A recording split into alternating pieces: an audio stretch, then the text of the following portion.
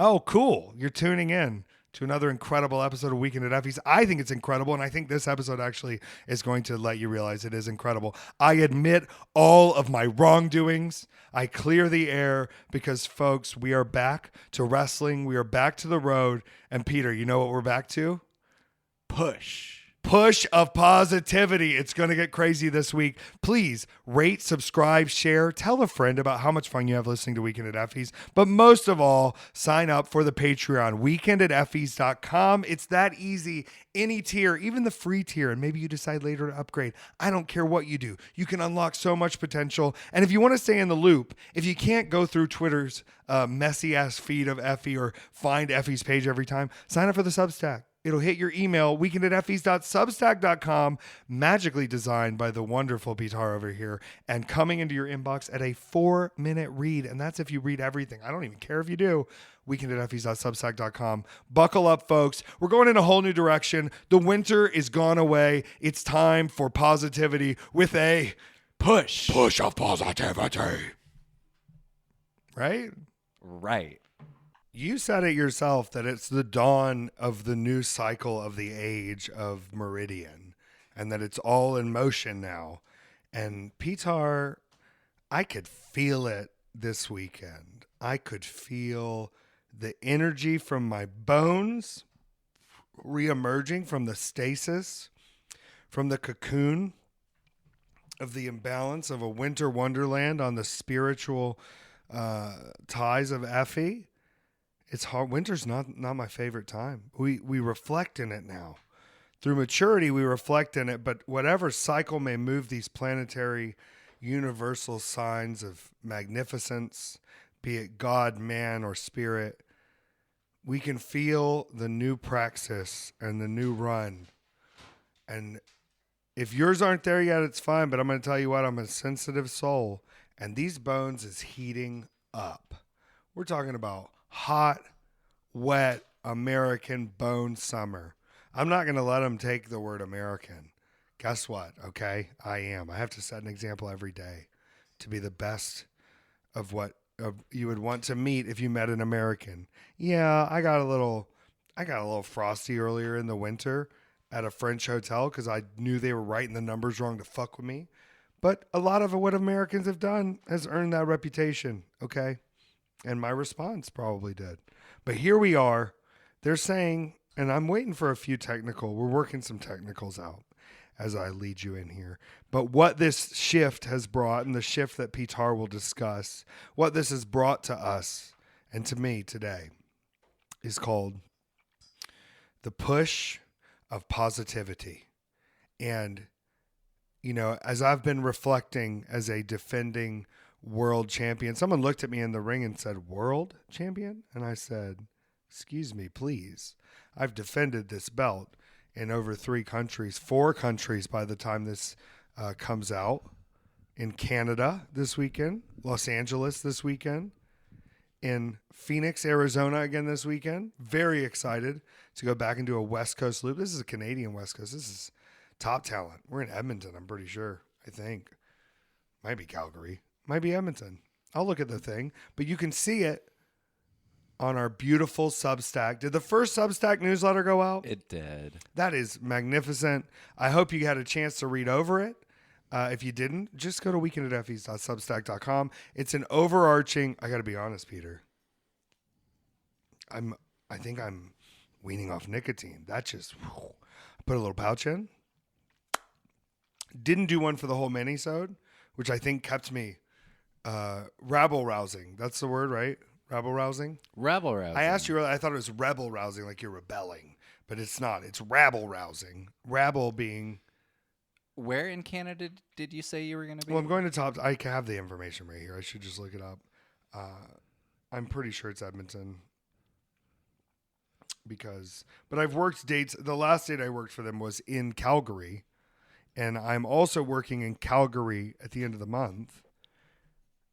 Now, hold on. Let's see it. Edmonton, let's go. Edmonton, you beautiful castle of Edmonton. You know there's no rats in Alberta?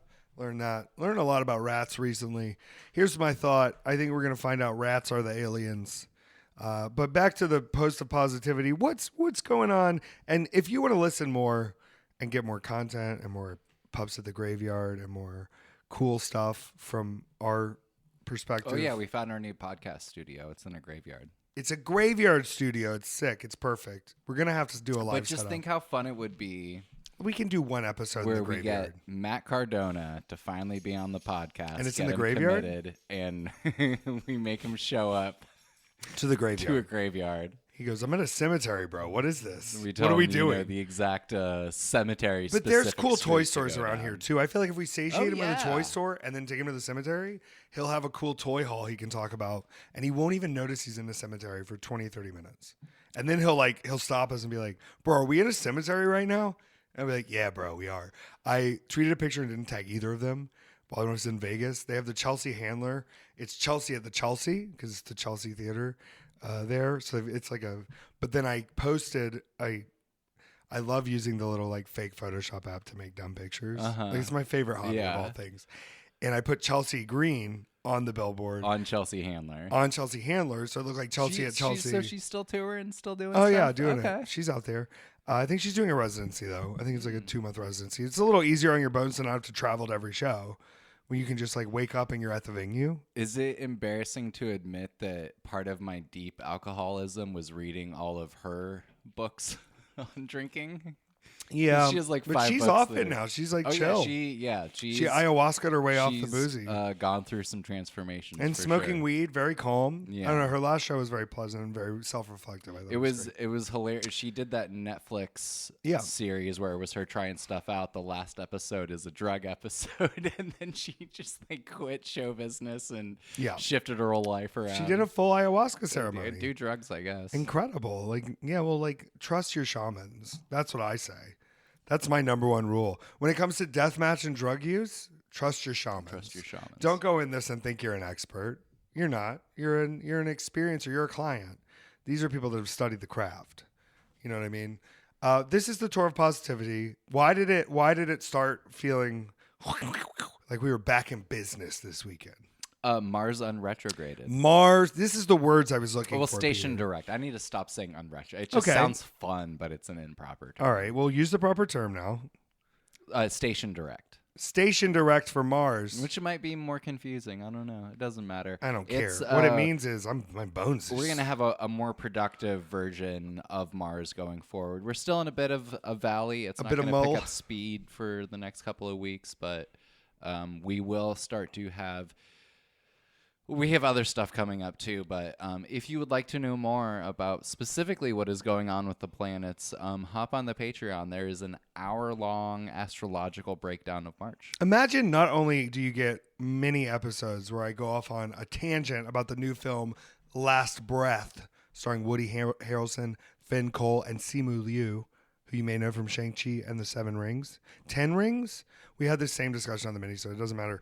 But you'll also get the vlog of me going to Europe.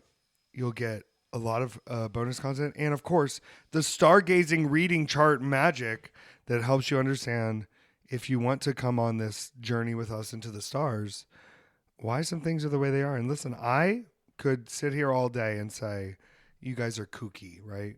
But guess what? Too many times in my life has Peter explained things that using these star powers, which you've been studying, explained some things going on that made perfect sense. And you are someone who doesn't spoil my future fantasy. Yeah. But if I have reflective questions of what is happening or happened, you usually have further questions and then start to figure out, a little more of a pattern. Predicted something bad, and then you told me to stop looking at it, and so I did. Did I? Yeah. What did you predict bad? Your arrest. Oh, yeah. Yeah. I think that may have been, but it's also like, I have made the agreement that I am going to spoil things coming up for myself or to know what is happening in the future. And this is part of like the deal that I've made to, I guess, have access to things like this.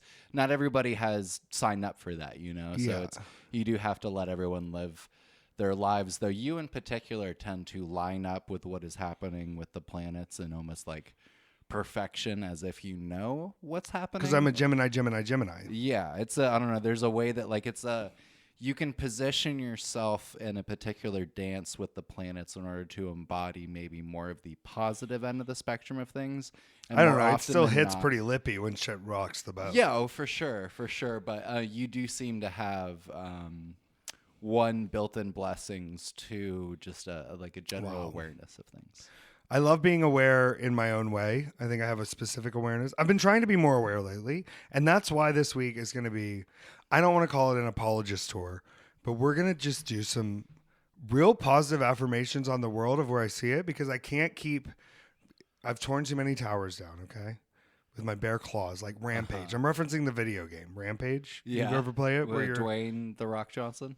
Well, they did the movie, but it was like, it doesn't give me the N64 World Tour Rampage vibe. You played that one? No. What? No, that wasn't. No. It was incredible. But tear down too many buildings? You know, did you get enough treasures? Did you get the treasures before you tore the building down? That's a question you have. So we're gonna do questions from the Patreon first. And I just want people to know, I've got a few diatribes to get into today that are gonna be very positive, maybe surprising, but I think that if I'm gonna be and you know, I was coming from a place of want and of feeling unvalidated maybe, but it's not about me. It's about spreading the positive. As a world champion who's been defending the championship in 3 different countries and at 5 different promotions, you know, 6 times so far in 33 days, I think I have a responsibility now to the community to go as a world champion when I'm in charge of things, when I'm listened to as a champion, to bring the positivity. So I've got a few compliments to give out this week, and we're going to talk about a really marvelous time back on the road. But once again, Patreon, weekendateffys.com. That's the easiest way to get there. It's magic. The Substack, which is free, harder to get to than the Patreon. Weekendateffys.com, Patreon. Substack, you got to put that in the middle. Weekendateffys.substack.com. And then you'll get the full newsletter. Nothing hidden from you, but also some fun bonuses that I think are interesting. It's just beautifully designed. I can say that because I didn't design it. Peter did. Beautiful, fun. And you've also been adding the dates to the show notes. It's beautiful. Yes. It's fucking beautiful. Yes. Thank you. Yes, indeed. I want welcome. those dates. You know, I put the dates on my Instagram on a highlight. I put the dates on my Twitter, and I think those dates should be everywhere. I think it should be hard to not see where I'm going. You know what I mean? Mm-hmm. I like, we'll get into it with the positivity affirmations. Yeah. But I want it to be easy to find me. So Peter, let's go to the Patreon. Do we have some questions this week for the podcast? We do. Okay, this first question is from Julie. What is the dumbest thing you ever did to impress a crush? I feel like you have something good. We've been, if you listen to the mini-sode, we talk a lot of Effy lore, a lot of Petár lore has been spilling out over the past. We have locked into this Venus retrograde that's about to happen in such a fun way where before the podcast, we just watched like 20 Lady Gaga videos just randomly from different eras. And I'm like, this is going to kill the marketing for Big Gay Brunch. I'm like, if I look back on the experiences, you know, and I haven't been with a woman in a while, I'm just like a deeply romantic bisexual for sure. Yeah. And I can think back to like dumbass, like writing notes to girl crushes. Yeah. Or dating. Like I remember this one girl in 5th grade where she like didn't dress that girly, but was just like hot to me as I don't know. Like there's many instances of this, of me being a dumb romantic child. But also, I think with impressing boys, it's different. I'm going to admit to a bad one where I manipulated a girl, and then I'm going to admit to a one where I learned about myself by I used to go do acid and kayak and camp in the woods. Okay. With this guy who would longboard with me. And honestly, we were great friends, but also he was so hot and knew about nature. And it got me like into the outdoors for like a strong 6 months in college. And it was great. Here's the manipulative one. Okay. My ex, who was a girl, we had broken up and she was still at the same school as me. And she said, do you want to go see Vampire Weekend with me. I have an extra ticket. And we rode to Atlanta together and saw, I'm like, Cab, I'm going to, and I knew the intention was to get back together with me. And I played it up like romantically the whole time. And then I said bye and went home when it was done. Yeah. And that was not, but I did really want to see Vampire Weekend. And here's what I'll say. You're so embarrassed about this. This is so funny. I am embarrassed about this. It's like not nice. Here's what I'll say. Here's me coming clean. I'm coming clean. I mentioned it on the mini, said I'm coming clean. That night, I got a vinyl of the first record signed by everyone except for Bob Manglish, who left the band to do Discovery and his own whatever. Everyone else signed vinyl in the same box with my original Thriller, then given to me by my mother, who listens to this podcast. I once let a band stay with us in Columbia, South Carolina, this band called The Dangerous Summer, and they had a guy in the band at the time who they dealt with who was robbing a lot of people, and he ended up stealing another one of my friend's music equipment in Austin, which they arrested him on that charge and got him finally. But he, in the Copper Beach 3-story tower, walked that box of vinyls right out the window, which was ground level, put it in their van, and stole every vinyl. And I've been trying to rebuild the collection since then, and it's very difficult. So maybe that's my punishment, for treating this girl poorly. You should treat girls nice. But also, I probably should have just said, I really want to go to this concert. I don't have any interest in continuing our relationship, but I knew it was just like easier to just be like, yeah, let's see if we can make it work. We couldn't. That show fucked. That show was so good. It was right after, I think, the third album. No, it was the second album. It was right after Contra dropped. So they just played everything. It was great.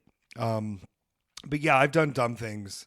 But the thing is, like, especially before you recognize, like, fully what your sexuality is. Like, I was definitely hooking up with dudes at this time. But I also was, like, trying to make it clarified in my mind that, like, friendship was different too. And it kind of is. But also, like, I do love when gays are, like, just will tell their friends they're hot. And like, it's hot when you do. Like, there's such an honesty now of being open with it.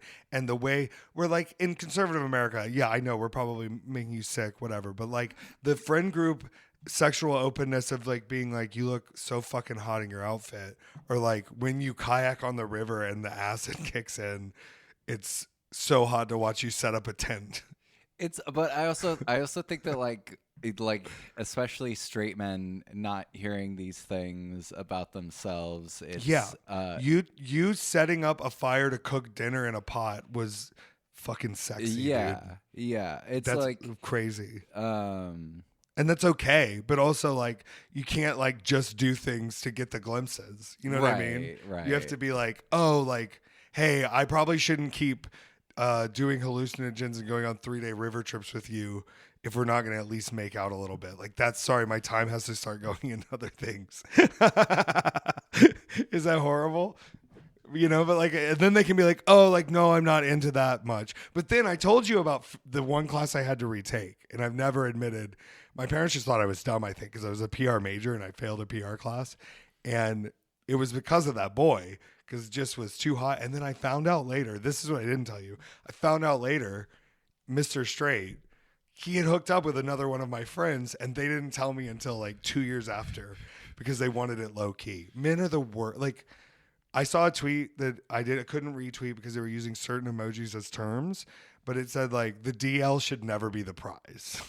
And I just want to say, like, as someone who's like in the past been attracted to like the mask acting man or whatever this may be, I want you to know now that I am seeking out, like, if I'm looking, I want the gayest person, because they know there are things about being gay that are more easy to deal with together. If you're just like, I want a femme girl with the accent, I'm not even using the word I would have used, but like, cause she's going to smell right. And I'm gendering around here, but I'm going like the seeking out of the like tradesman, cool, straight DL guy is in theory fun to think about. In practice, always a nightmare. I think that was fun in, I don't know, Obama's America. Yeah. And Not in New Trump America where you're voting against me it having sounds health care. Outright dangerous. Honestly. Yes.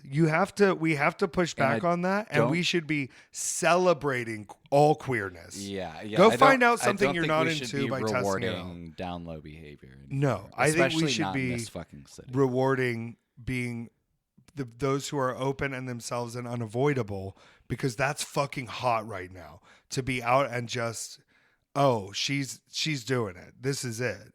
Not, oh, like, is it safe here for me to grab your hips? No, I don't want any more of that. Positivity is we're going to be, and I said this when we were talking about I did the complaints episode. What did I call it?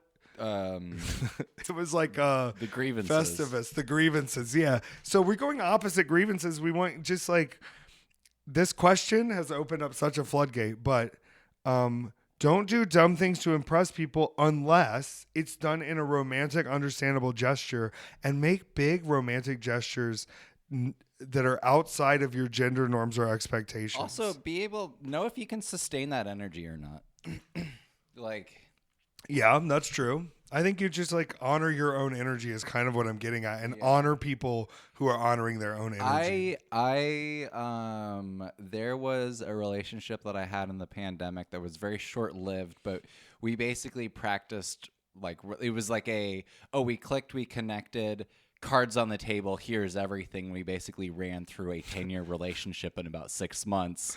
And you fast forwarded on this one? Yeah, it was. You 1.5'd it? It was a really interesting experiment. It didn't work. Yeah. But it was interesting to just kind of put all of it. But you got all the highs and lows and ups and downs, and then you were sort of like, I think we're at an impasse in this time. The problem was we got so comfortable with each other that it was just like, okay, well, here's all my bad behaviors along with all of these other positive and not in ones. I'm looking to correct any of these. No, it was just here's if you want this one, here's this one. Yeah, and then it just turned into a chaos ball and burned out. It was fucking hot, Peter. That's fucking hot. Come on. But the being able to be comfortable within the early stages of the relationship and actually be acting like myself, that was the big revelation. That was the... You can't hold in your farts. No. Just let it go. And also that's hot too, because they're not pretending in any way. I don't know. Casually being yourself is the hottest thing you can be. That's what I stand by. Yes, I'll do dumb, embarrassing things to try to impress people who are hot, but also in my maturity and my age and my time now, I'm trying to be as communicatively honest of my intentions as possible and to myself, so that I'm not digging deep into something where you're filling a different hole with this friendship than you should be. I don't want that anymore as a mature adult. I want to know where the boundaries are. Yeah. I don't have for myself too. I can't. It's I don't emotionally have time exhausting for to give yourself just internal black holes like that anymore. It's we should be at least at a certain point. It's funny looking knowing the year that I'm in now, and then looking back 12 years ago at what 23 was like. And it is really interesting how it's just I was kind of faced with some similar things, yet I am making so many better decisions. Yeah, you asked me about 22, and I said it was destructive. It was absolutely insane. 21 and 20 to 22, I think was, I honestly, 17, 16, maybe 14 to 22 was real crazy. Maybe I'll say 14 to 22 was the craziest, with it exemplifying from 19 to 22. Obviously, I don't know. It was a wild time. We'll get into it later. That's for other days. Another question. Okay. This is from Josh. Full disclosure, I know he went to Little Italy based on hang on. Classic City Wrestling. Yes. What did Effy find for food that night? Oh, this is full disclosure. Sad. I know. He went to Little Italy based on my conversation with the staff about an hour later. All right, here's what really happened. This is going to be pitiful. Okay. This was obviously the show last Monday in Athens. I told you I got to see the other Sister Luisa's. Just look at the scoop that we have. This scoop, right? Of third-party And witness I was to walking the around Effy Athens, meal. Georgia, thinking, I hope the paparazzi don't look into what I'm doing. I did walk through Little Italy. I didn't think I'd be able to get the food I wanted in time. I didn't know what time this show really. I've been told different things about when this show was starting and happening. Turns out I had plenty of time. I ended up going around the whole area with all the restaurants, walking a lot, and then I ended up at the convenience store, and I had a bag of hip hop chips, a Reese's caramel Hip hop chips. You know, like the ones they have the wrap chips, Wrap snacks. wrap snacks. Which wrapper? The Master P ones. Okay. With What flavor are those? It's like honey mustard, lemon pepper, I think, together. Yeah. It's delicious. The other one is the Little Baby, which is all the flavors. It's like an American Atlanta version of All Dressed. It fucking rules. I have the unpopular opinion. Let's hear it. The Migos Puffs are the best wrap snacks. I haven't had them. I think they're great. All right, I'm gonna have them. I've been Listen, told I'm insane. I'm a wrap It's the snacks worst. fan, dude. I am too. Like, I love the classic that you can kind of find everywhere. That's just like a good go-to is the Snoop Dogg. yeah, but we don't eat Snoop Dogg in this house anymore. That's true. I'm looking up the flavors here. If people don't know about wrap snacks, they also do the Master P ramen. Okay. I haven't had it. I haven't wanna had that have it. either. This is incredible. The collection. That's the homepage. NBA Youngboy, Louisiana Red Hot, probably great. Lil Baby has the honey jalapeno, but there's a different one. NBA Youngboy has the all-in remix. Maybe that's what I was thinking of. The all-in remix. Oh, his is the all-in remix barbecue. Oh, I can get 10% off? Okay, we got Gumbo, which isn't attributed to any specific. Okay. Master P is the honey barbecue owie wowie. And then the Lil Durk buttermilk ranch, Lil Baby all-in hot potatoes, Master P barbecuing with my honey cheese puffs, Rick Ross sweet chili lemon pepper, Lil Baby all Rick in. Ross ones are terrible. Really? Terrible. I don't believe it. Migos white cheddar with a dab of ranch cheese puffs. Is that the ones? Yeah. I bet that's delicious. It's so good. Boosie, who is homophobic and possibly gay himself. We don't know. That's Positivity Week. We hope you find yourself. The Louisiana Heat cheese puffs. I think I'm going to pick the NBA Youngboy Louisiana Red Hot over the Boosie. But I know they do not just because I'm looking at the snacks. They have a full Snoop Dogg brand, which is the barbecue cheddar puffs. And then the noodles. They have the NBA Youngboy noodles, the Rick Ross noodles, Little Baby noodles, creamy chicken gumbo Master P, and the beef prime rib ramen E40 cups. I love E40. Oakland's own. I love that they're not sticking just to Atlanta guys. They're looking all over the world. Yeah. For yeah, flavor yeah, I love definers. There's a E40. Cardi B wrap snacks, right? I think so. I know she had one. Okay, yes. Look at this. Cheddar barbecue chips, and then she had the habanero hot cheese popcorn, which I love it. Did you see her talking about FDR? I love it. She's obsessed with FDR and Eleanor Roosevelt. Oh my God. And got to go to their house. Oh my God. And was talking about the tour on Hot Ones. Was talking about That's getting to so see. fun. She's like, I love what he did with the New Deal. I love that he, was bringing us out of the war times. Incredible. Wow. Incredible fan of Wow. FDR. Wild. You wouldn't guess it. What But if guess she what? becomes Don't underestimate her. FDR? Cardi B. Yeah. Cardi B is FDR. I don't want her to get polio, but I want her to run for office eventually. That's more what I was thinking. Yeah, and they'll try to bring up her drugging them in at strip clubs. To which I say, I think they deserved it. Given our previous discussion about what you do for love, what would you do to make sure your love wasn't the reason you were murdered? Sometimes you gotta drug an executive who has knives in his car. Okay? Take his watch. Teach him a lesson. Maybe teach him to cherish his wife a little better. Okay? Maybe you're just sending him on the right path. I think that's beautiful, Cardi. Thank you. Thank you for your service. Next question. How'd we get to wrap snacks? I just love them. I have no idea. Peter, this is our podcast. We don't have to have an idea. Free flow from our conscious brain. Okay. Give me 3 films to recommend right now. Don't think, just recommend. Legend of the Water Horse, about that mermaid dog thing. Okay. Lego Ninjago movie, Okay. great father-son drama. Shanghai Nights, Okay. the sequel, not the original. Fantastic. Where did that come from? That was the 3 films you'd recommend to someone, and I just wanted it off the top of the Yeah, dome. but like, where did that come? How was those? Oh, that the was 3? from Anthony. No, but I mean, like, from me. Like, Oh, what, from you. Where did those 3 I don't films know. come That's from? a question for you. It's incredible. That was what was on the top of mine. Wow. I if want to you know could- the real title of the Legend of the Water Horse. While you're thinking of that, what superpower would you want? Manipulation of gravity, not necessarily flying, but like I can gravitationally manipulate other things and myself, which would create the flying. Yeah. Yeah. What about yourself? Yeah, just like force powers. Yeah, force powers. That's the most lit Mm-hmm. and the most, and also like I don't have to do it if I don't need to, but also like I can do them very lightly. I would Spider-Man. Can you imagine you're with a lover and you like do a very light force choke? I would Spider-Man, but I don't want to swing on The Water legs. Horse Legend of the Deep. Sorry, that's it. It's beautiful. What were those animated movies you were going to bring up? Oh yeah, that's.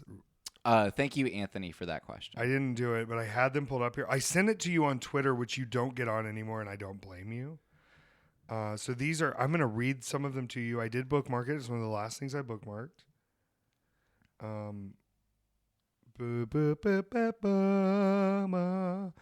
These are animated films no one has ever heard of. And I wish you would open it yourself.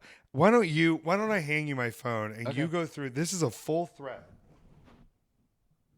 And it just keeps going down of animated films. See if you can describe them to me and I'll try to give you information about them.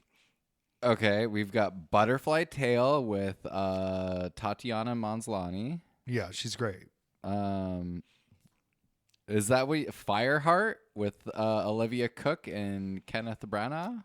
Fireheart.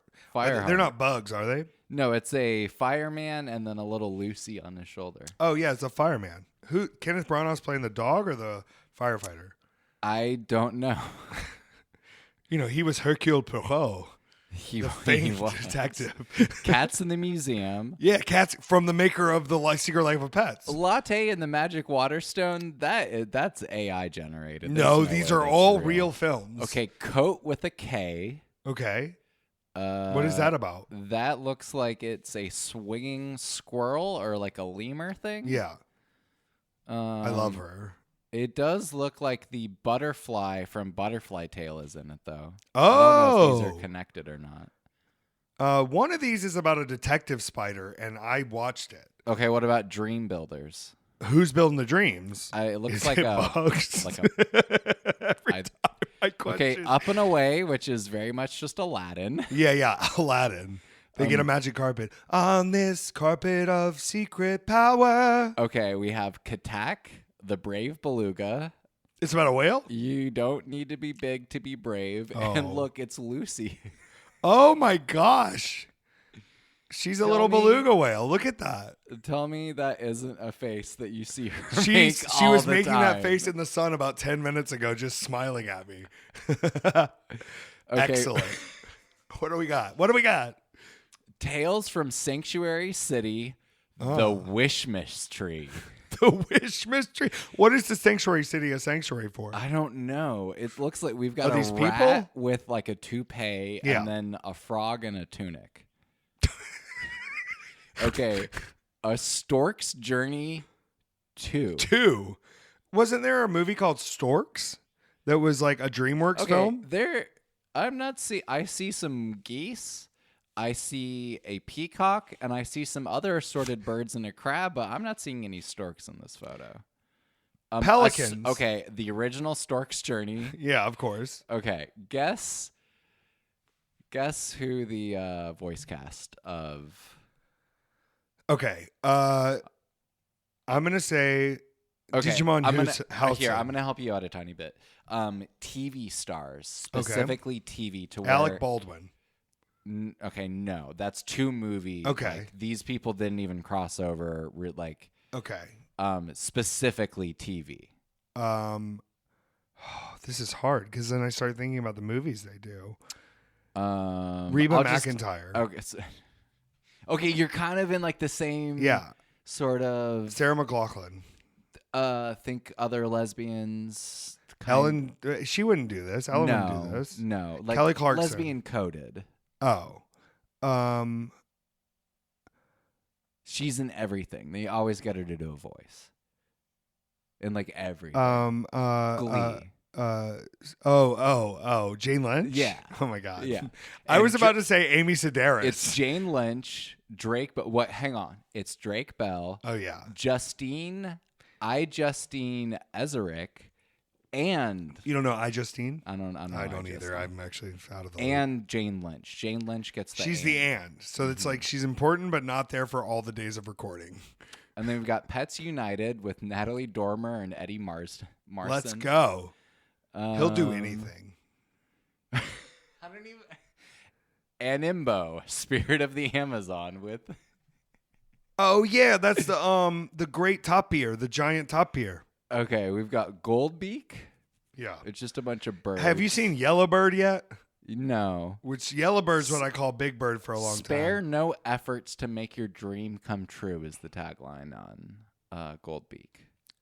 Whoa. Okay, Yellowbird starring Seth Green, Dakota Fanning, Danny Glover, Richard Kind, and Elliot Gould. We can get Richard Kind in our film if we want. He's Bing Bong, and he's a crazy guy.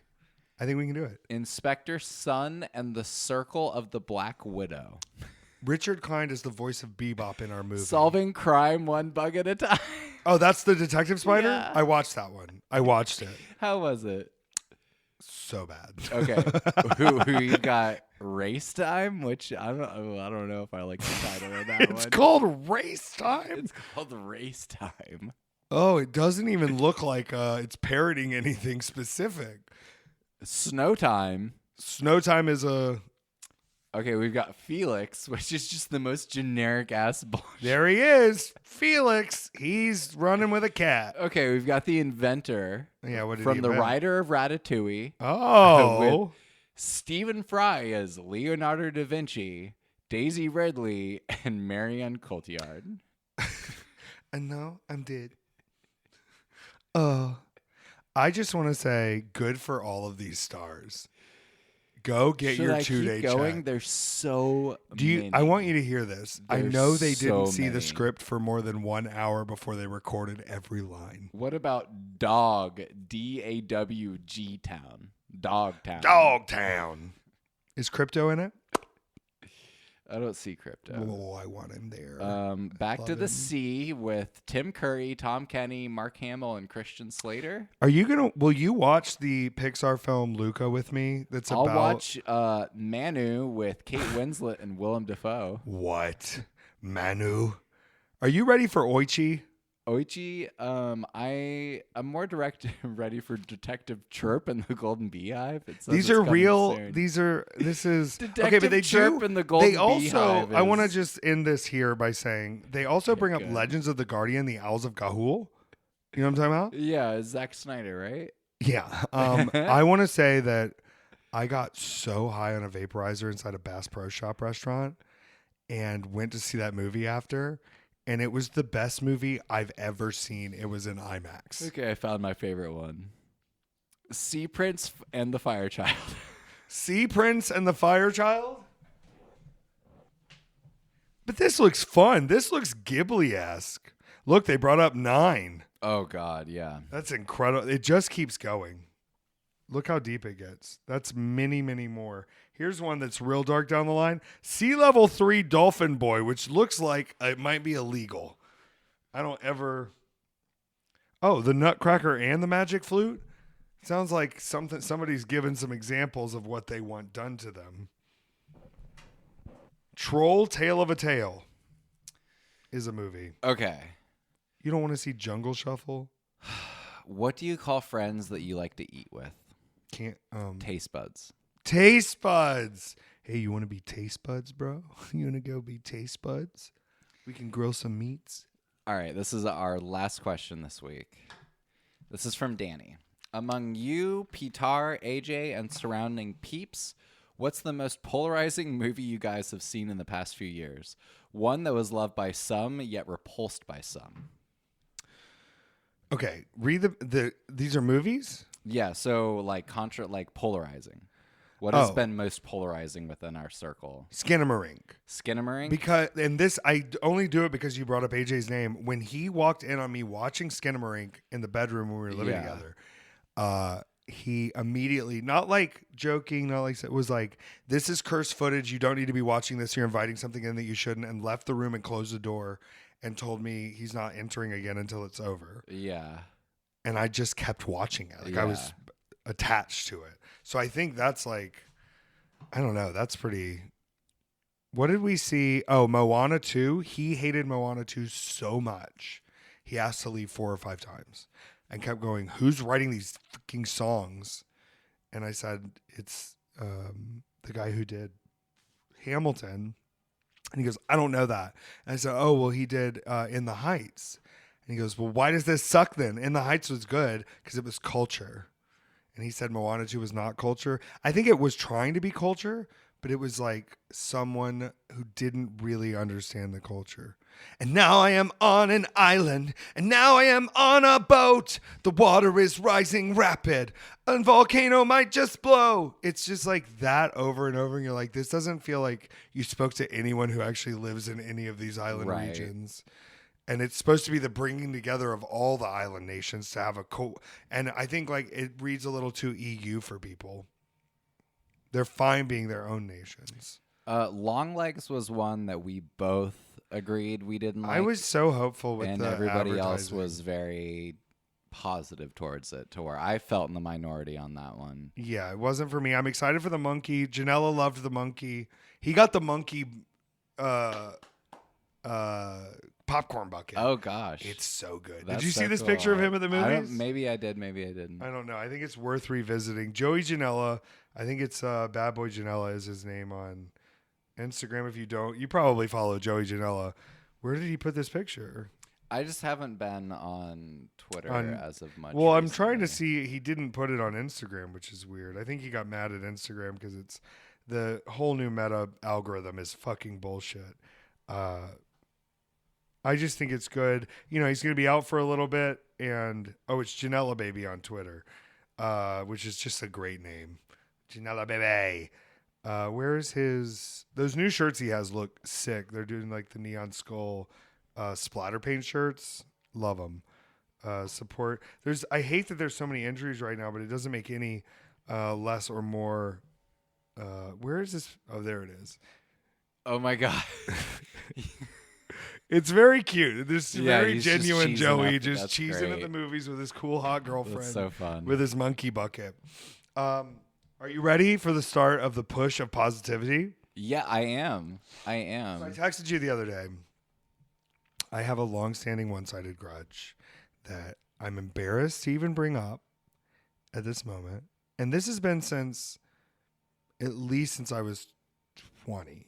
Yeah. I've had this problem. Yeah. And I'm finally ready to admit I was wrong. And it's like, I'll be honest with you. This is one of those things as I was getting to know you that when I found out about this, I think you were being a little unreasonable. And maybe I was, but it was something that I had made my decision, I thought, based in fact. Yeah. And I just want to say I'm sorry for ever negatively reacting to Julia Roberts. She is extraordinarily talented. I think there was jealousy in my heart. I think there was bitterness in my heart. I think that I assumed, because they had this conversation the other day, this kind of starts here, about Mark Edelstein, who is in Anora, that, you know, he maybe was just playing who he is, but it's wrong. And I listened to Blank Check talk about it a little. And then I thought, I've been saying that this woman, Julia Roberts, has only been playing herself and doesn't have range. But it turns out what she's been playing is not Julia Roberts. She's just such an exquisite actress that I got faved. She is able to play an every woman in a way that is so angering to me because she's beautiful.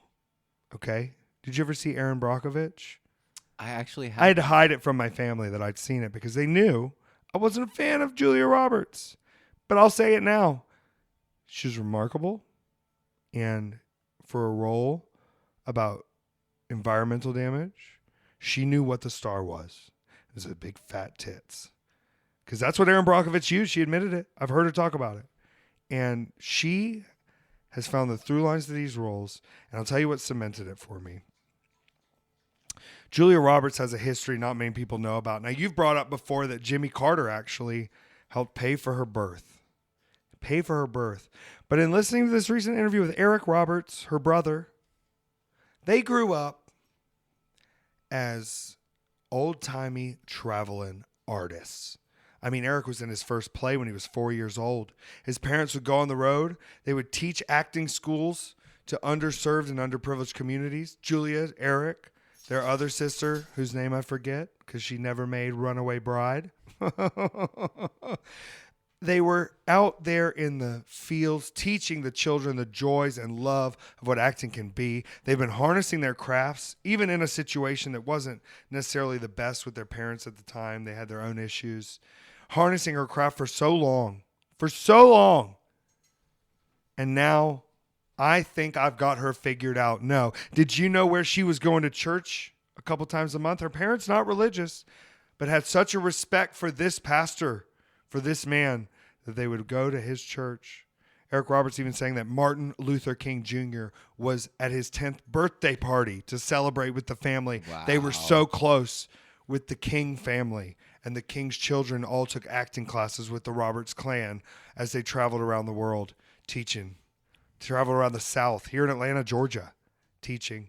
And Julia, I'm sorry that I ever doubted you, and I will be revisiting much of your work with an open mind. And Runaway Bride's better than Pretty Woman. Not just as a Gere and Julia Roberts picture, but Pretty Woman's pretty damn good too. And you know what? It's funny to play yourself in the Ocean's films. It's funny. And Julia, I'm sorry for what I said. And in this new spirit of positivity, I want you to know, I hope that you keep acting in a way that serves you and makes you feel happy, because you're still able to turn this old man's mind around about what a marvelous generational talent you really are. And did you know Eric Roberts was in the Mr. Brightside video? He was Mr. Brightside. Jealousy turning sense into the sea. Brendan Flowers, did you see his Mormon commercial? Yes. Positivity. Guess what? The Mormons are good at a lot of stuff. Land management, emergency preparation, pressing shirts, sharing information with people who don't want to hear it. You know, it's hard. You ever had a sales job and you're just like the poor guys trying to sell satellite TV at Walmart for a while? Okay. Mormons have it worse than that. And they're still happy. They're still positive. Hey, I just want to tell the Mormon guys, based on the conversation we had earlier, it's okay. You're just giving it a try. You've got one of the hardest jobs in the world being out there, being an elder. So just keep pushing and don't be thrown off, and make sure you discuss the naked guy with a knife who answered the door. I did that once, Peter. I was a different man. The Mormons showed up. I did answer the door with an open robe and a knife. What do you guys need? I was doing a bit, Peter, and it wasn't nice. It's not nice to do a bit to somebody who's not in on the bit. They're just doing their best. This is the push of positivity, Peter. You want to get crazy? On the push of positivity? Sure. I'm rounding this one out with some more later. Here's another push of positivity. This is going to sound nuts. But here's my white flag, okay? As a world champion, as Effy, as someone who is looked to in wrestling, I've had a lot of people asking me who are part of the program, who are not part of the program, who are in their own space, about what WWE is doing with the WWE ID program. And I think they're surprised because they're coming to hot take Effy that I think it's the greatest idea ever. I'll say this, Zilla Fatu, I sat behind a building with him in Chicago, and I said, if I was NXT right now, I would be paying guys like you who are out here really learning the craft on the indies, because I could sit here all day and boast the indies. There are so many things you learn in adaptability and performance and the way that you work when you have such a variety of promotions, experiences, places, opponents that you can work with here. There's no better way to get good at wrestling than to be wrestling and not always wrestling in the conditions that are clinical or sterile or in a training method. They're getting the real reps. I said, if I was NXT, I would be paying you guys under the table to make sure you didn't leave the indies right now, because it is tough, Peter. It is so tough if you're not at the cream of the crop to be making money doing this, to say, we think you're all right. We're going to give you a little backup money here and a contract and a little spotlight. We want you to keep working, and we think it'll pay off. I think this is a great way. We can talk about the logistics of risk assessment and not having them under house and not this, but really it's them saying, hey, it's not easy to be an indie wrestler. We think this is good. We don't have anything right now, and we think you should grow a little bit.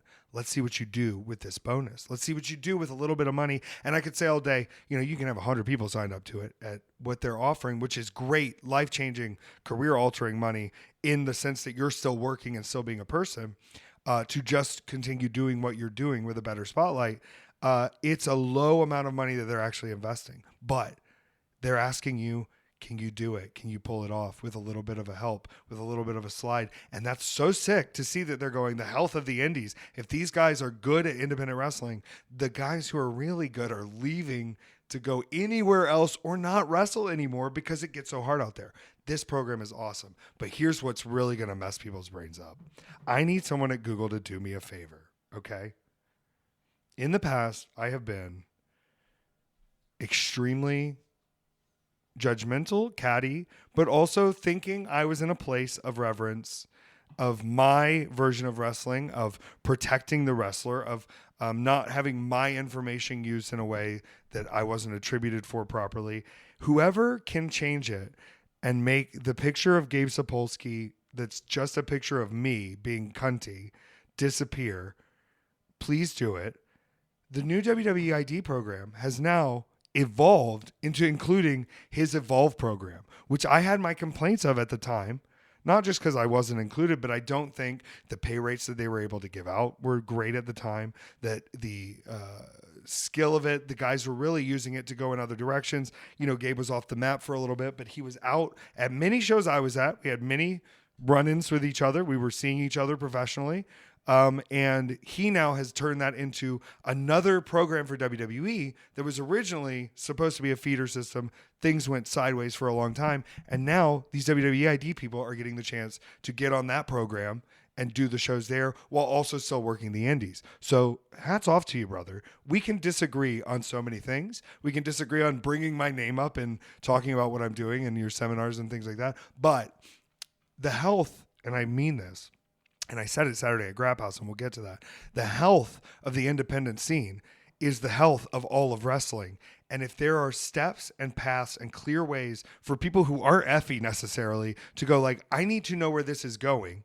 I need to know that there is a path for me to support myself on wrestling. And so for me to dog anyone else who's providing more of those opportunities and making it his life's work to seemingly make more chances for wrestlers to get out, I can disagree with how it was done in the past, but I have to say now, bravo. I don't think the first thing that you Google when you Google this man who's done plenty of things, I can't dismiss anyone's accomplishments, should be me anymore. It was hilarious. It's funny. I'm not going to back off on that. It's fucking hilarious that when you get Googled, it's me because I was shady. But like the joke's run its course. It's 2025, push of positivity.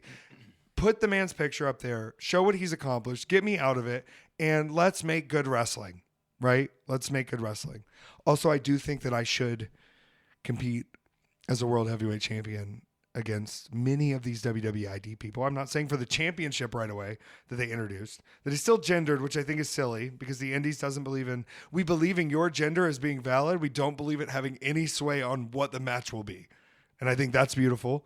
Throw it out the window. Let Triple H see. You think Shayna Baszler, ex-MMA fighter and now professional wrestler, couldn't just beat the shit out of some men? Fools. Fools, you'll all be fools. But beyond all that, I think get him the reps with me. Send me WWE ID people. I already had a match with Marcus Mathers as a WWE ID person. I think I've had a match with another WWE ID person.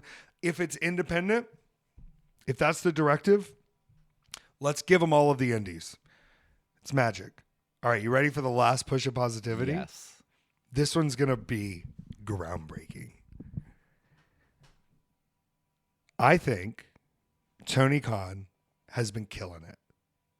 Okay? You hear what I'm saying? Yes. Yeah. I think genuinely, and I have to say it when it's like, listen, and this doesn't, I've said what I've said in my life. I don't want to work for you. This is where people get conflated. I don't want to work for you. You did a sick show in Australia. You had to move with some venue changes that seemingly would mess things up. You put on great shows for the people there. You let Ricky out of his contract. Respectfully, you didn't have to do that. You could have sat him on a shelf for another year. You had it legally. You let him out of the contract. You let him go to the other company. You knew what he was going to do. It's a little bit of a hit. I think that's marvelous. Thank you. Wow. But you are now about to change your entire locker room for the better. You're about to change your entire programming set for the better. Because push of positivity, there's no one with whom I have disagreed with more publicly and together as we have conversed than Speedball Mike Bailey in the way that we think of wrestling. There is no one who I think is more knowledgeable and more in tune with what professional wrestling is and at its highest capabilities can be. Folks, it's fine for me to tell you that like the things I hardline believe about wrestling, they can be very wrong to you, and that's fine. I can't be for everyone, but I think Speedball is for everyone. And sometimes I'm just arguing with him because I want to hear him defend himself. I'll bring up ideas to promoters sometimes just to hear them argue the opposite, which I know is correct, to make sure they're thinking. And I think some of that argument with Speedball in the past where we have disagreed. And he said to me one time, and this is all fun and in jest, I love Speedball. He said, every time I talk to you about wrestling, feels like we're at the tip of the iceberg of something that's much, much bigger. And I'm like, yeah, like you're right. Like we're just discussing a life philosophy and the way you operate through the world with wrestling, but also the cojones this speedy Speedball Canadian has to pay enough attention genuinely and care enough about wrestling to have discussions, frankly, with people after, before, during their matches when things are happening. Actually, take back during. The man does not speak in the ring. But to almost be a finishing school for a lot of these people of, yes, what you're doing is correct in pro wrestling, but could it not be that much better if it was slightly turned? And now he's going to be debuting on Collision this upcoming week for AEW. I think the signing's been in the tank. I hope they're moving in the direction of bringing in a Josh Alexander as well. Someone who I saw him on the last few of his indie dates. He's left TNA. He's had some indie dates. I've run into him. We have history. I asked not to wrestle him one time because I didn't think the promoter was paying me enough for that match because he's that good of a professional wrestler. I just like, this is a life-altering 30-minute match that I just like, I'm not motivated by that to do that. It's fine. It's out of respect. I explained it to him later. You are now bringing in Speedball, who will entertain the masses, who is incredible, who is specific, who is creative, who has an absolute sense of humor, but when it comes down to it, is a black belt in Taekwondo, understands the art of boxing. The man gave me boxing lessons just because. Okay, do you hear this? Like, he was just like, Effy, it would be great if we did boxing lessons. So that's how seriously he takes wrestling. He wants me to punch better. I love it. I think if you're at AEW right now, the worst thing you can do is be worried about Speedball coming in, because I think he's about to turn the whole way anyone thinks about wrestling on its head, and it's a good thing. And it will make what AEW is doing now and strengthening their run and strengthening their buildup of these new stars after they've had some people leaving. You have people that are staying on, but you have people that you go, okay, well, let's clear this out. Let's see what we've got. Let's use our people that we have. Speedball is about to turn that on its head and make so many people look so good. I mean, the man had a 30-minute match that was a shot-for-shot remake of a Will Ospreay Kenny Omega match with a doll named Yoshihiko. He can just mimic wrestling and knows wrestling so well that he can do that while also doing a full-on blood sport match or something of that caliber that's just as interesting to watch. I'm so excited to see where they go with Speedball. I'm so happy Speedball's getting paid more money to do wrestling. And just like this is all I'll say, push of positivity, use Speedball. I'm not talking about just on TV. Everyone backstage should be running things by Speedball. And that's the Effy belief. I'm not there. I don't know. Use Speedball. And the product is going to flourish again. Because once again, said it at Grap House, the health of wrestling is the health of the indies, is the health of all wrestling. When you're not a wrestling fan and you flick through channels, I want your program to stop people and make them more interested in wrestling. And so my hope is that all wrestling is great. It's why I get so negative. It's why I get so flourished. It's why I get so angry when wrestling is not good. And you can say, you think my wrestling's not good, my wrestling is this. I draw fans everywhere I go. I don't care. I'll be objective here. Push of positivity, Effy fucking rules. Okay? Effy is adaptable in any form of match, against any opponent, in any setting, under any conditions. I will understand the assignment and make it happen.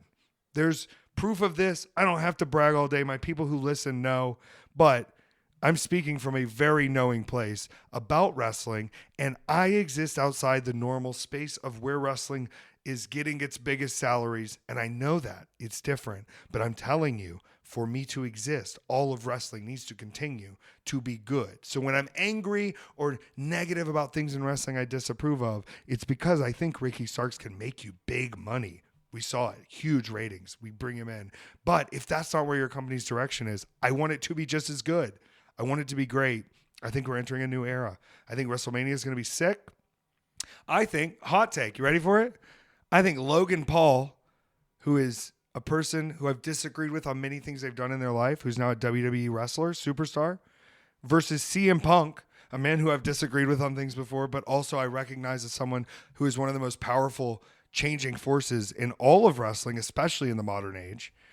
I think their match at WrestleMania is going to fucking rip. I think it's going to be awesome. And people are mad that they're going to be working.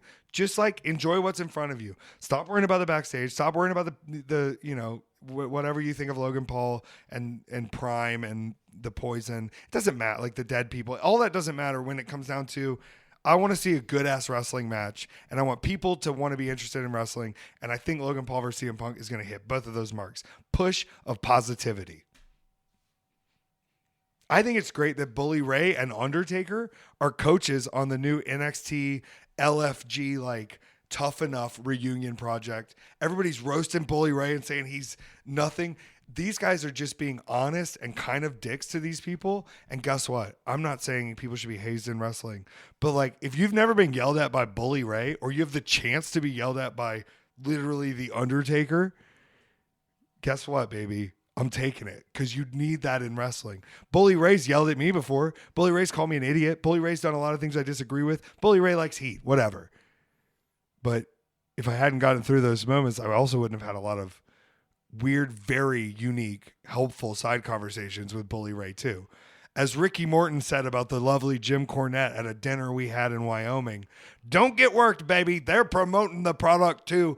You know, they're trying to get you riled up. Don't get riled up, baby. And so I'm push of positivity. We're laying it all out here. It's all necessary and integral. It's all wild. I don't love everything. I don't have to. I'm just Effy. But I'm telling you, if you want to understand Effy the best, it's sad to realize that out of genuine goodness and selfishness at the same time, I need wrestling to be as popular as wrestling can be, because I exist within the world of wrestling and it's all touching. There's no separation of food here. There's no separation of the peas and the carrots and the mash and the turkey and the gravy. It's all mixed together, whether you can only look at one part or not. And I want it all to go well. This has been the push of positivity. I had so much fun this weekend. You know what I ate only on Friday? QT burritos. Okay, they're very cheap. Yeah. The meat is delicious. And I can get a chicken, a pork, and a brisket and just have a meat melange. You can put salsas on them there. Sometimes the salsas don't look good. Yeah. But sometimes I'll add onions. You know, you can do onions. But sometimes that seasoned meat is good enough already. That steamed burrito, it's been sitting there. I ate it 3 times.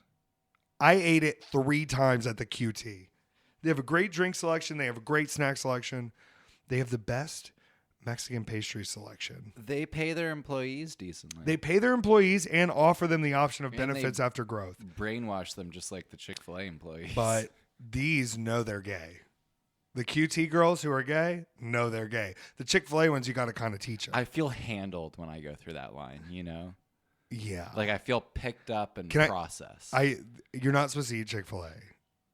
Yeah. Push of positivity, I did the other day. Yeah. And sometimes I do it as the a service. Let me positive this up. because I think homosexuals who don't know they're homosexuals need to see one in person to know like we live. And guess what? It's fucking whatever they're doing. Go look up Truett Cathy. Okay. If you have to go to that length because you're mad you can't suck penis, if you're so mad you can't suck penis, because in his time he felt he couldn't come out, that's a gay man. Go look at him. I don't care if he fucked a woman. I have something to tell you about that, but it's very much off the podcast. Yeah, that's fine. But we're confirming things by you even mentioning it that way. I've been listening to a lot of Doughboys. Yeah, lately. what's up, Doughboys? And there's a lot of co-workers that you have. Yeah.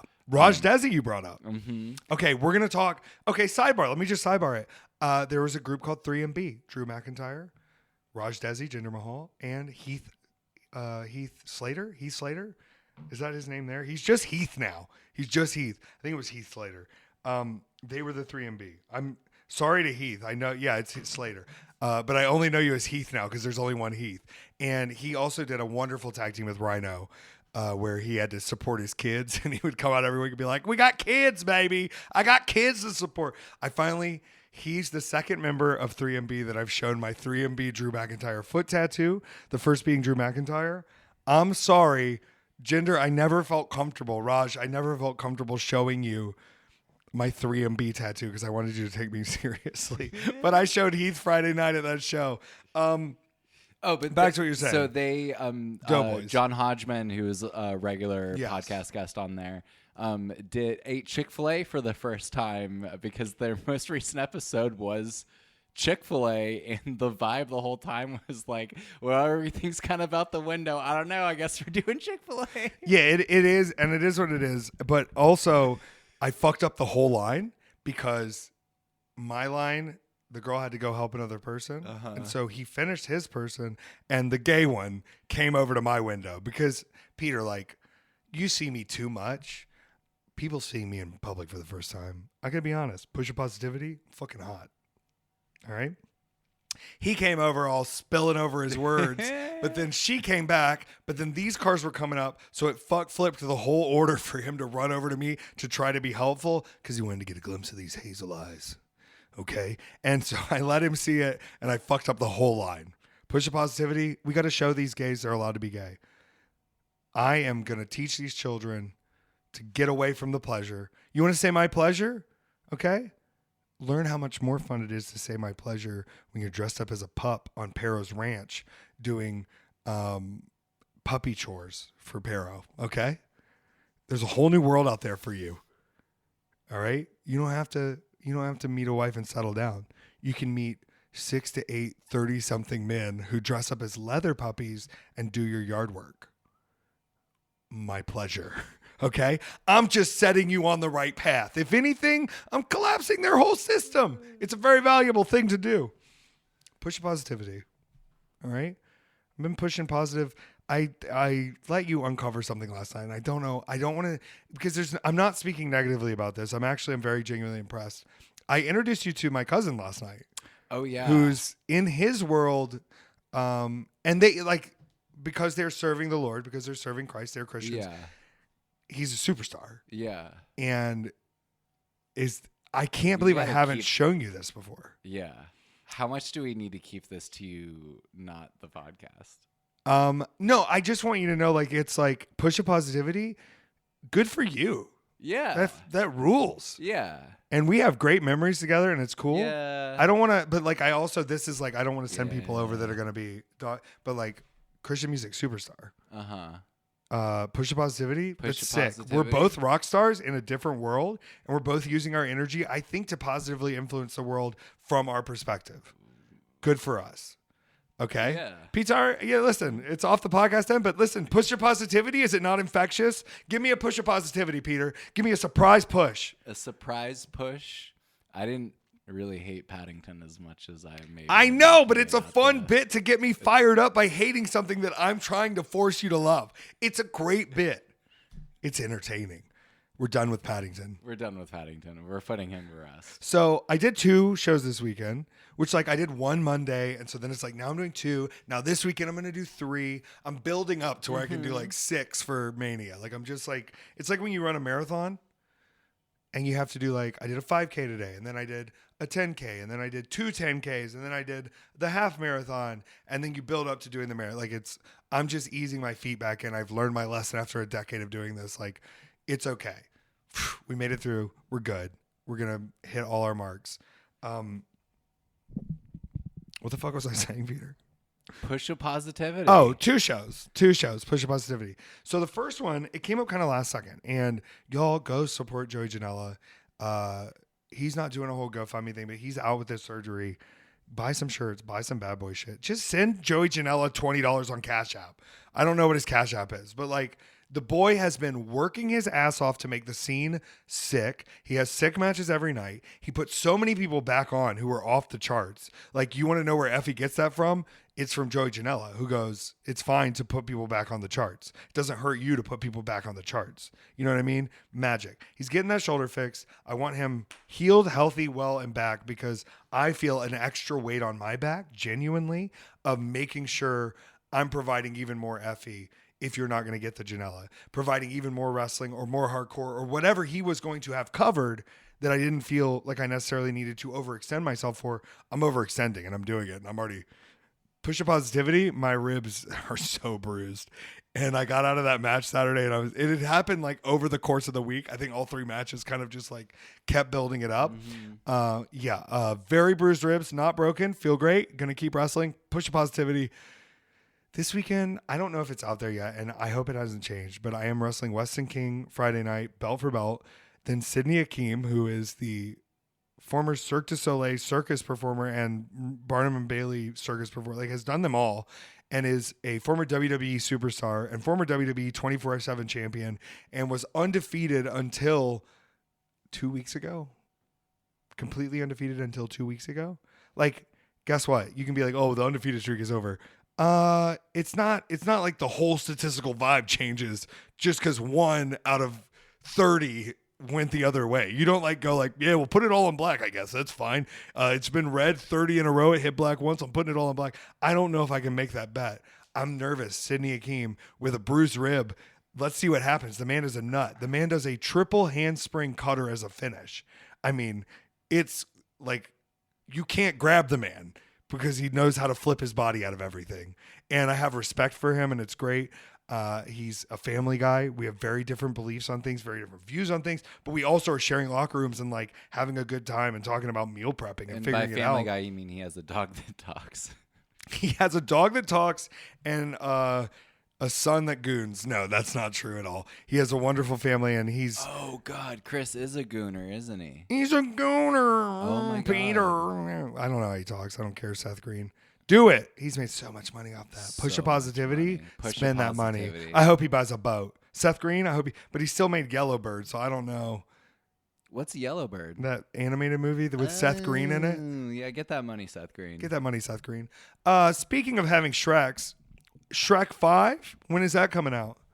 I don't know. All right, so the first show, I brought up Joey Myers Janela. is very soft retired. Zendaya is coming. Well, no, he was at the 50th, wasn't he? On SNL? Ooh, boy. Ooh, boy. Oh, my God. What? Oh, Jesus Christ. Don't say it like that. Push a positivity. No. This is a real can I say something? Can you say something? Is he hot? Is he hot? I believe it. Austin Powers makes you Randy. Just okay. Google Mike Myers right now. There's an independent. It's the first photo that comes up of him. I'm looking at, dare I say, bleach blonde. Oh my God. It's giving Bond villain daddy. Yeah. What are we? This is interesting. Okay. I think. Listen, I want to say this. Push a positivity. Maybe that's all natural, but I also want to say the work being done for subtle enhancements in that industry, fantastic. We're really moving into an age where there's some unnoticeable ways that you can age in a way that seems graceful, but that has a few wink nod tricks to keep things from drooping. You know what I mean? I'm trying to go get more Botox is what I'm saying. Like, I'm fully involved. I want You it. should have done that Over the break? Over the break? Yeah. Let me say something, Peter. I did not have Botox budgeting money at any point during February, which is why I will continue to not have it.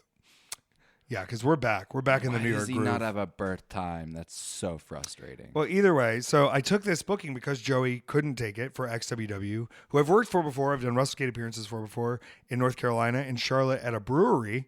And this match, Peter, I got a rental car that was big enough this time.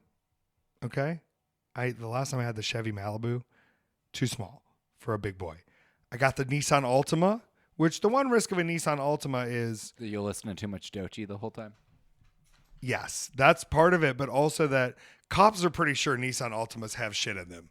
I don't know if you know this rumor. Is that a thing? Yeah, the rumor is you can pull an Altima and you're going to have something. Because it rides like an Impala, but it looks like a Nissan, and it's easy to move things with. We had a fun little drug bust. In front of your store. Yeah. They had everything. Yeah. I wasn't scared of that person, though, after the arrest. Like, I just wanted them to... I wish they had a better economic way to do what they were doing that, like, would allow them to file for business permits. Okay? What's wrong with that? You know? Portuguese, this motherfucker. Atlanta, Portugal. Let's do that, right? Just let them have it. Yeah. Let them have a ride. Yeah. I drove to North Carolina and back in the night to do this match with JP Lehman. He said Lehman, but I think he should have a match because he's a stockbroker, Wall Street guy, a layman's terms match, Lehman. And that could be like his, like he's making up the rules because he's the business guy. Either way, I told you this because I saw the promo. It's my favorite promo that's been done on me in years, Peter. We didn't discuss this on the show, did we? We lightly mentioned it. So roast me for being a carny in the most like well thought out way. We get there. This match ruled. We had a crazy ass, no DQ, wild street fight deal, belt on the line.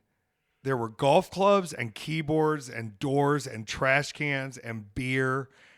I came home, right, and I'm jumping out a little, but I came home and I changed clothes, but I didn't have time to shower, getting everything done. And then I landed in Vegas the next day and smelled my skin. Still smelled like IPA. We beat the hell out of each other. I wore his tie for a while as a fun sign of respect. It was no DQ. I want you to know something. I've wrestled a lot in Charlotte, North Carolina. I've been very over before in North Carolina. I was in no way more popular, over, or cheered for than JP Lehman that night. It was incredible. I mean, 500 something people in there blowing the roof off of this brewery while this businessman reading a newspaper that I wiped on my ass to booze is beating my ass all over the building. I mean, we were laying into each other, having a time, doing some stunts, going crazy. So much fun. Shout out Manny, shout out XWW, the whole team. Got to see Heath, of course, like I said. And then I drove straight home. And I got here at 2:30. I was worried I was being so loud because I cooked a bowl of chili. I packed 5 merch orders. I repacked my clothes and repacked my merch up and then hit the road back to the airport and caught a 5:45 a.m. flight to Las Vegas. Here's what I have to say. I have not been on a plane. I want to know the exact amount of days because Flighty keeps it locked for me. I have not had many flights this year. 14 only already. I love it. I've only lost 2 hours to delay, but I have gone, you ready for this? 17,787 777s as I look this up. It was 222 this weekend. My flight on Spirit, you want to know what it was? 1113. Yeah, pretty wild. Okay, so LHR to Atlanta was on the 27th of January. And then I did not fly again until the 22nd of February. How many days is that? So 27, 28, 29, 30, 31, 4 plus 22, 26 days off. In that timeline of 26 days off of flying, they built a whole new terminal for Frontier. They have their own secret terminal tunnel that goes out of the back of the far end of E. It opens up into a white hallway with wood accents. I have videos that'll be on the vlog with all brand new gates, all lit, marble floors, Minneapolis style bathrooms, if you know what I'm talking about. Hell yeah. Okay. Some of the best airport bathrooms in the world in Minneapolis, Minnesota, amongst other things. I love Minneapolis. All brand new gates. Didn't someone get caught at one of those bathrooms doing a little? It was a senator. Yeah. Like a state senator was doing yeah. cruising taps. Yeah. Which, like, push of positivity. I hope you feel comfortable enough in the future to go rent a hotel room and download a Grinder or a Sniffies and make this anonymous. I'm sorry you lived in a time where you had to secretly think, I hope randomly someone next to me in this bathroom stall is into public gay sex. Yeah, and it was like a federal marshal risk. or something, right? Yeah. They knew, they were looking out. Yeah. They wanted to get this boy. But he's also disgusting and we hate it. What a pervert. Positivity. Thank God these old creepy men can get on Grindr and at least try on their own now. Truly, you know, it's like, I know that you could go to a La Quinta now and send a message privately and do this, but they're beautiful bathrooms. They're really well maintained. I can see a very clean, well lit bathroom makes me horny too. Okay. Not for a person, but for the architecture of a restroom. You know what I mean? Yeah. But I just showed up and there's a whole new terminal. It was insane. Then I get on the Frontier flight and I swear to God, Frontier did not give me any money here. Okay. Number one, my bag's already taken care of by the promoter. They handled everything for Grab House. So I didn't even have to buy bags with them. It was already done. I was loading zone 1, sitting pretty towards the back of the plane. Brand new plane. Brand new plane. Brand new seating, brand new flooring, brand new lighting, brand new air vents, and had better padding than a Spirit flight and way better padding than the old Frontier flights. Padding, ton. If I was going to Peru, I'd fly on that flight. You know how cheap it would be for us to go to Peru and revisit some of the places from Atlanta? You ready for this? Because Frontier runs that route. You know that, right? Let's say if, instead of going to Vegas, we were going to go to Peru. You ready for this? $500. Okay. $500 with a stop in Miami. Okay. Atlanta to Miami, Miami to Lima. Okay. Come on. Okay. That's incredible. Yeah, that is incredible. And then you know how expensive Peru is? I talked to Bobby Flacco about it because he's been wrestling in Peru, just hostel hopping. He's paying like $10 at most to stay at a hostel and the meals are provided. See, okay, here's the problem though. Okay. Too many bears in the hostels. Well, we're going to the bear retirement home to see the elder bears who know where the road to El Dorado is. Oh, I'm a retired old bear.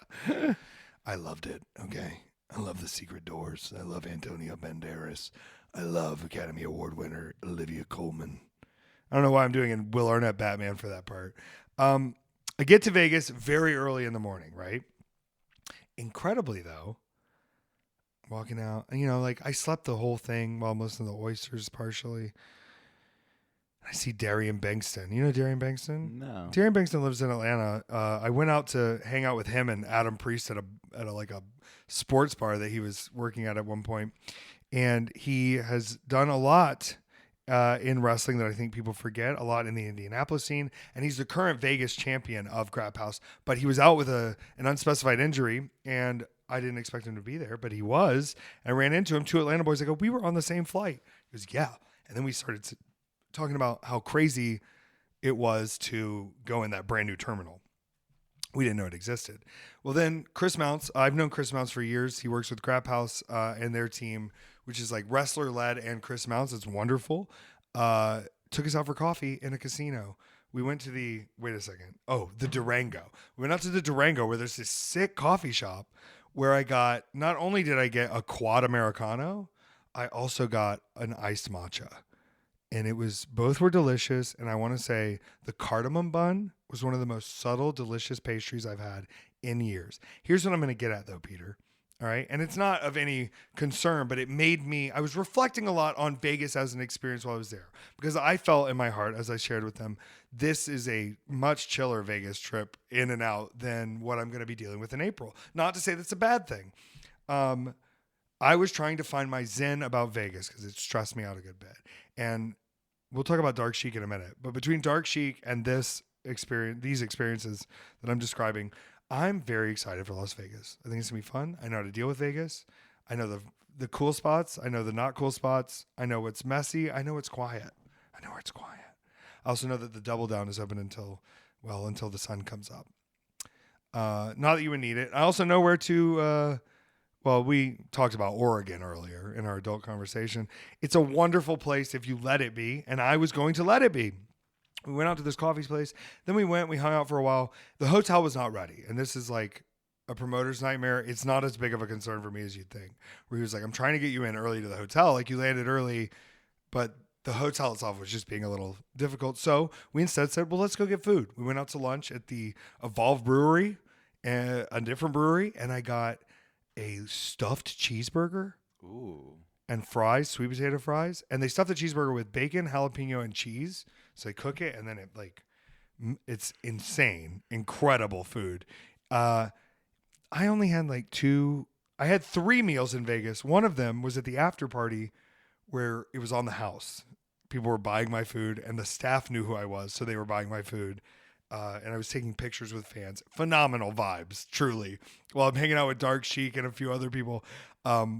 But the 2 meals I did have to buy, which are very basic things, between coffee and the burger, it was over $50, which I can't be spending on 2 meals. And then I was going to have to eat again. And I was like, well, you just got to suck it up and eat because I'm eating that cheeseburger. I'm having more cheeseburgers. I love cheeseburgers. Here's what's crazy. Besides the cardamom bun, Friday, all I ate was meat tacos from QT. Saturday, all I ate was cheeseburgers. And I've talked, there are bodybuilders and nutritionalists and this, that the correct cheeseburger is a macronutrient superfood. If you do a cheeseburger that isn't just tons of mayonnaise and tons of this and tons of that, that's just a meat, a vegetables, a cheese, a bun, it's a superfood. And I stand by that. And I will eat cheeseburgers all day long. But I will also eat tacos all day long. And I just want to say, there's so much good food in Vegas that we are not going to be run out of any problems. I'm saying we now. Let's figure this out. Let's figure it out. Because I just got a message back from the venue that we could do a live. And so I just need to find a date and time that's going to work. I don't know. We're going to make it work. It's going to be great. Yeah. I finished the show. I had a wonderful match with Lazarus. I kind of made it a point. This Wild for the Night belt that Crap House has, the challenger picks the terms to which his belt is defended. And we were the main event of this show, and they were, changing a little bit of the structure of their cards. So I said, I want to make sure we really give them a big one. And I said, I'll put my belt on the line too, GCW World Heavyweight Championship on the line too, if we both prove we're actually just good wrestlers.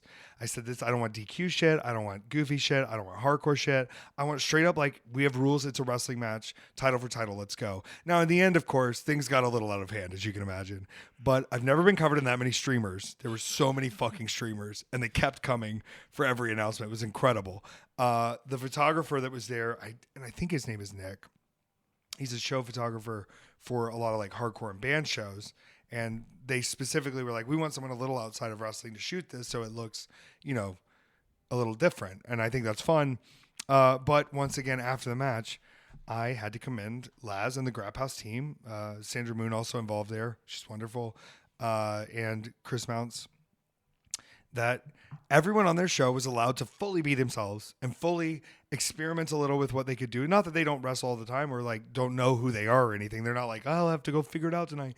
Whatever they were presenting was good, present that. That's you as wrestling, and the fans can decide, and the fans are into it.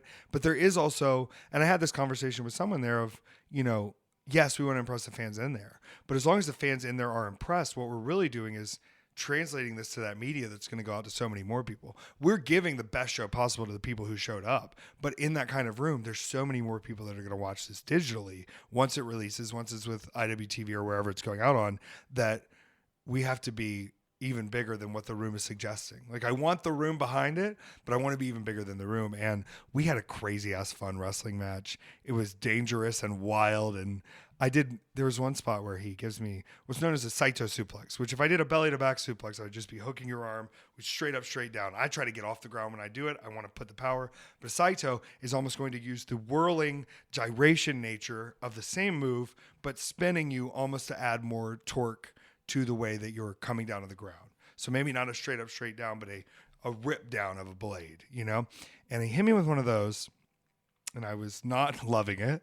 And then I got up and tried to get on the ropes, and he did it again, but just threw me out of the ring backwards. Incredible. Like, this is happening to me, and I'm being destroyed, but I'm also going, oh, that's so smart. Why not drop me even further down, faster, and to the concrete? It makes sense if you're trying to win the match. It's perfectly in line. We ended up going to a double DQ, which I think cage match reads incorrectly. I think it doesn't matter. We were double DQ'd. We keep our belts, but I gave this sort of little heartfelt speech at the end. And I don't tell anybody. If you see me on a GCW show, if I'm closing out the show perchance, as champion now, I imagine it will happen. It's usually Brett stuffing a mic in my face saying, give him the vibes.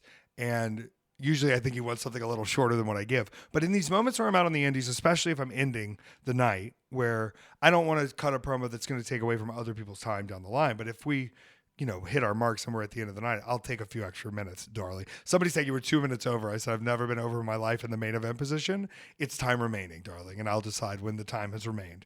So getting to cut that promo and say like, yo, the way we need good TV on wrestling, the way we need good people on the indies, letting people experiment and get reps and get tries and get, their feet wet in front of different audiences, the way we need wrestlers who are going to assist and listen and pay attention and do the right thing and try to uplift people and not do things out of jealousy or petty or wanting to stop someone's light from shining, your speedballs, per se, and the people who are going to critique wrestling and ask more of it, then good. We have to be positive to them too, but we can also respond honestly, but we have to have people that if everybody was just sucking our fucking dick all day, it would be terrible. We shouldn't be that way either, but it's good that if it gets you fired up, it means you should do something about it, right? And that's the push of positivity, and that's what we're doing, and that's what we're going to be going forward. And guess what I'm going to do? I'm going to defend my belt 3 times this weekend, and then the next week, I don't know if my belt is on the line at IWS, but my reputation and career is on the line by going up against Crazy Manny and not throwing him off the fucking balcony through flaming tables,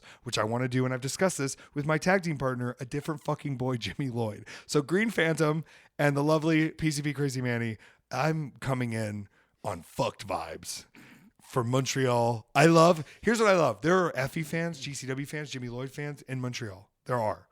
But for the most part, we're shitty Americans. And I got a feeling coming in right now, I'm going to give y'all a show. That's all I got to say about that. The next day, I am defending the belt in Long Island against Brother Greatness, another sick indie that's moving up in the Northeast, giving people more opportunity to showcase their talents, to get a little weirder. Like, I'm fucking pumped on it.